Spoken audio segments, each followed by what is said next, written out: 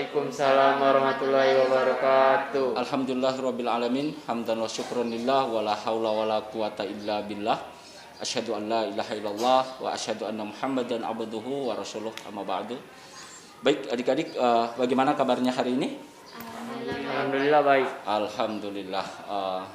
Dan adik-adik, sebelum kita memulai pelajaran, marilah kita sama-sama berdoa agar ilmu yang akan kita dapati pada hari ini bisa bermanfaat untuk kita. Baik, doa Pak Guru minta dipimpin oleh Ralwin. Silakan Ralwin. Baiklah teman-teman, sebelum memulai pembelajaran pada hari ini, agar kita berdoa terlebih dahulu. Doa mulai.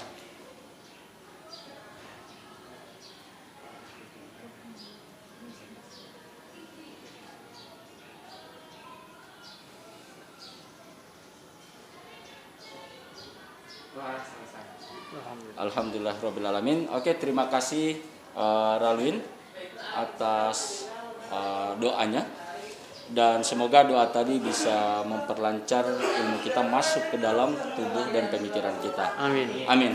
Baik adik-adik, sebelumnya materi kita hari ini yakni mengenai iman kepada Nabi dan Rasul Allah. Nah, sebelumnya pernah dengar kata Nabi dengan Rasul? Siap, pernah. Pernah ya? Oke. Kira-kira Rasul itu seperti apa? Atau apa sih Rasul itu? Menurut saya Rasul itu sebagai nabi pilihan atau nabi yang diutus sama Allah. Oke, utusan ya? Oke, bagus kalau begitu. Jadi Pak Guru tinggal apa ya istilahnya, menyempurnakan pengetahuan kita. Pak Guru lihat ini adik-adik mungkin sudah punya dasar dari SD, SMP, dan hari ini ketemu lagi di SMA dengan materi ini. Baik adik-adik, materi kita ini iman kepada Nabi dan Rasul Allah. Nah, ada 4 hal yang harus kita ketahui pada materi ini. Kebetulan ini materi pertama kita, pertemuan pertama. Yang pertama adalah tujuan pembelajaran. Tujuan pembelajaran dari iman kepada Nabi dan Rasul Allah itu seperti apa? Nanti sebentar kita bahas. Yang kedua adalah pengertian iman kepada Nabi dan Rasul. Kemudian yang ketiga adalah perbedaan Nabi dan Rasul. Kemudian yang keempat adalah sifat-sifat Allah, sifat-sifat Rasul Allah. Begitu. Oke, kita singkat adik-adik. Pertama, tujuan pembelajaran itu ada 2. Ada 2 tujuan pembelajaran. Yang pertama adalah di mana setelah adik-adik belajar ini, maka adik-adik diminta paham atau mengerti dengan makna dari iman kepada Rasul. Kemudian yang kedua, adik-adik bisa mencerminkan perilaku dari Rasul tersebut. Bisa kita terapkan dalam kehidupan kita sehari-hari. Nah, kemudian yang kedua, yang berikut adalah ini pengertian iman kepada Rasul. Nah, ini kalau kita lihat pada slide berikut adalah menurut bahasa Rasul itu adalah utusan, gitu ya, utusan yang diutus oleh Allah Subhanahu Wa Taala. Kemudian menurut istilah adalah kita harus mengetahui dengan sepenuh hati bahwa Rasul ini diutus oleh Allah Subhanahu Wa Taala untuk menyampaikan wahyu, gitu. Jadi sebelumnya adik-adik, kira-kira iman yang sebenarnya itu seperti apa? Menurut pengetahuan adik-adik. Kalau menurut saya tentunya iman itu yang paling pertama adalah percaya.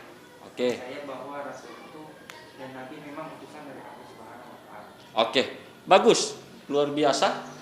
Sekarang Pak Guru tinggal memperlengkap kunci dari iman itu adik-adik ini, kemudian ini. Apa maksudnya adik-adik? Iman yang sebenarnya itu adalah diyakini oleh hati, kemudian diucapkan oleh lisan, kemudian diamalkan dengan perbuatan nyata orang, gitu. Oke adik-adik ya, iman seperti itu. Sekarang kita lanjut perbedaan Nabi dan Rasul. Nih. Oke, perbedaan Nabi dan Rasul. Kira-kira menurut adik-adik apa sih perbedaan Nabi dan Rasul itu? Nabi seperti apa, Rasul seperti apa?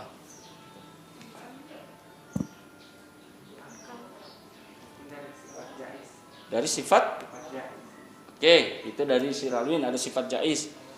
Kalau 2 orang?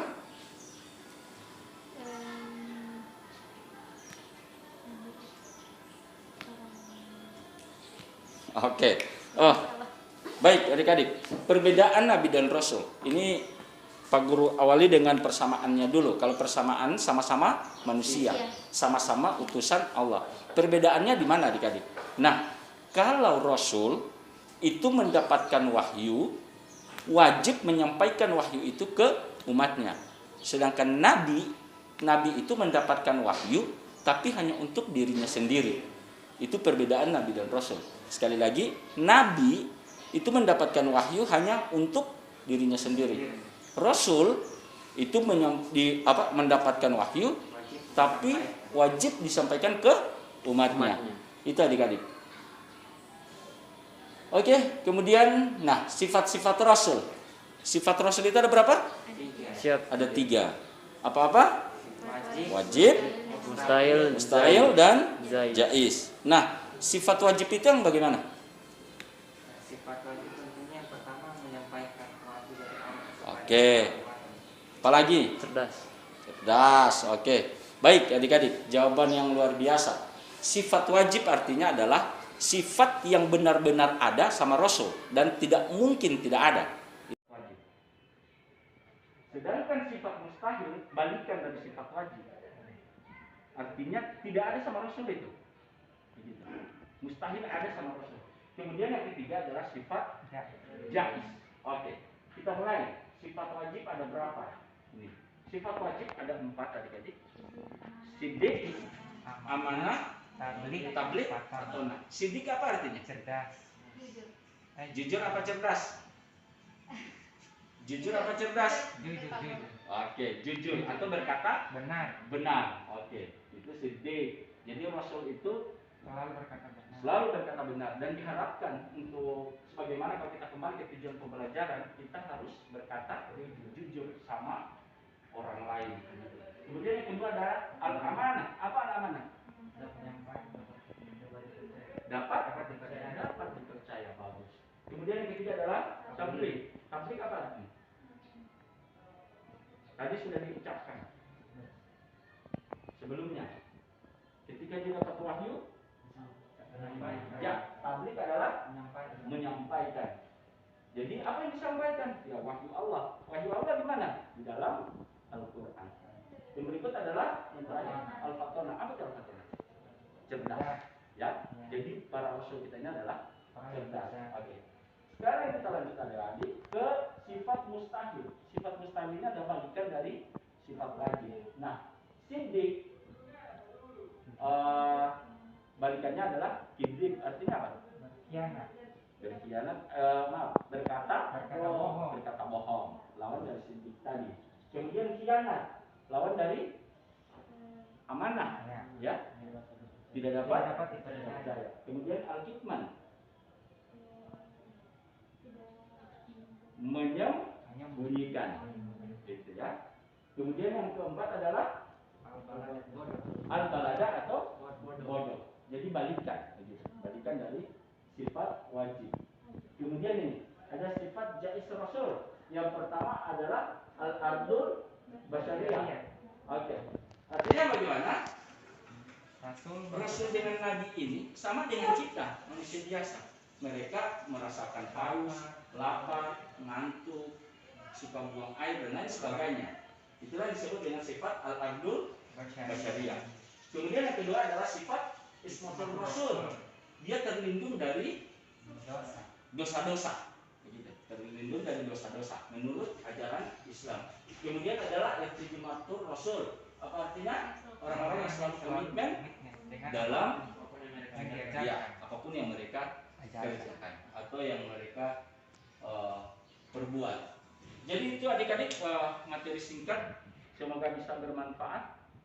Apabila ada pertanyaan, Pak Guru persilakan. Kalau tidak, Pak Guru akan tutup materi kita. Silakan. Pak, dari tadi Pak menjelaskan mengenai cara beriman kepada Rasul dan juga para nabi. Nah, pertanyaan saya Pak, bagaimana caranya beriman kepada Rasul dan juga kepada Nabi? Iya, cukup. Ya. Pertanyaan yang luar biasa dari seorang rawin bahwa bagaimana sih caranya kita beriman kepada Nabi dan Rasul. Gitu. Kalau beriman sama Allah sudah tentu sholat. Begitu ya? Kalau beriman sama kitab, sudah jelas kita harus membaca. Sekarang bagaimana beriman dengan Nabi dan Rasul? Ada yang bisa jawab? Siap. Oke, silakan. Berani mengamalkan sifat-sifat Rasul. Berani mengamalkan sifat-sifat Rasul. Bagus. Pak Guru sempurnakan. Bagaimana cara beriman kepada Nabi dan Rasul? Selain tadi jawaban yang benar, caranya adalah kita cerminkan perbuatan-perbuatan para Nabi dan Rasul dalam kehidupan sehari-hari. Kan tadi konsep iman itu adalah orang yakini dengan hati, kemudian orang ucapkan dengan lisan, kemudian orang amalkan dengan perbuatan. Nah sekarang, bagaimana cara beriman kepada Rasul? Rasul ada berapa? Siapa? 5. Ada Nabi Nuh, Nabi Ibrahim, Nabi Musa, Nabi Isa, dan Nabi Muhammad SAW. Nah, bagaimana cara kau beriman ke 5 Rasul ini? Orang melihat apa-apa sih yang diperbuat. Jadi, orang terapkan ini. Apalagi sekarang ada yang namanya tadi sifat wajib dengan sifat mustahil, sifat jaiz. Bisa kita terapkan tadi kan? Ya, itu cara beriman. Ada lagi pertanyaan? Oke, kalau sudah tidak ada, Pak Guru rasa hari ini pertemuannya cukup. Terima kasih kepada adik-adik yang telah berpartisipasi untuk belajar. Apabila ada kata-kata yang benar dari Pak Guru, itu sejujurnya datang dari Allah Subhanahu Wa Taala dan wajib untuk kita ikuti. Dan apabila ada yang salah, itu datangnya dari Pak Guru pribadi. Dan tolong dikembalikan ke Pak Guru. Sesungguhnya Pak Guru hanya manusia biasa yang tidak luput dari khilaf dan salah. Terakhir, assalamualaikum warahmatullahi wabarakatuh.